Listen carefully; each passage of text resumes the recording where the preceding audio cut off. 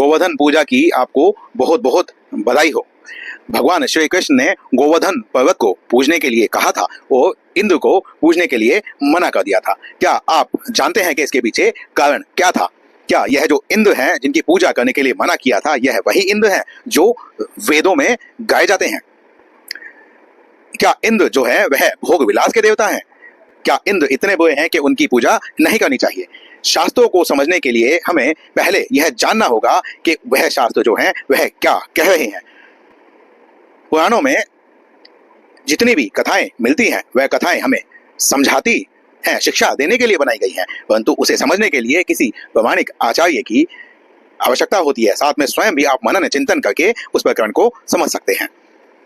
यहाँ भगवान श्री कृष्ण ने जिस इंद्र की पूजा करने के लिए मना किया है, वह जो इंद्र है वह हमारा मन है, जो इंद्रियों का राजा है। मन मानी जो आचरण होता है वह सदैव पतन करने वाला होता है और भगवान ने गोवर्धन पर्वत की पूजा करने के लिए बोला है। गोवर्धन पर्वत जो है वह अचल है, वह धैर्यवान है।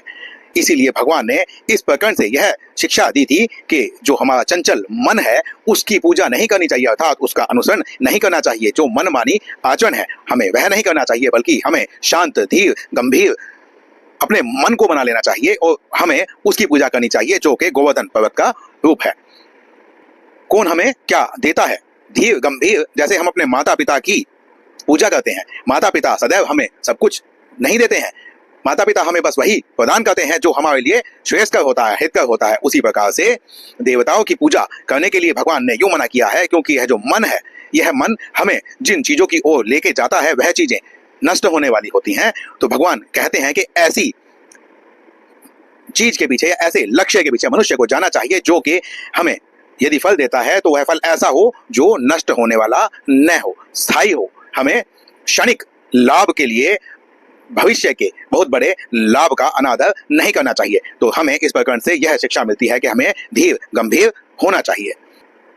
सांकेतिक रूप में यह जो कथा है इसका वर्णन हमने कर दिया है। यदि आप विस्तृत रूप से चाहते हैं कि इसका वर्णन किया जाए तो आप कमेंट करके बतलाएं।